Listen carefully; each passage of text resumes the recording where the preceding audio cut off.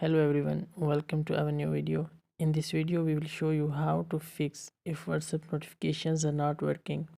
First of all, you have to open mobile settings from your mobile phone. Now click on apps and notifications.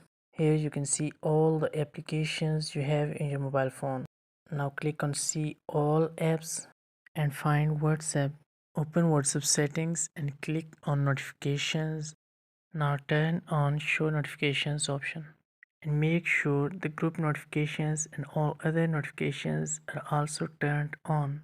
Now go back and open WhatsApp. Click on three dots at top right. Go to settings and click on notifications.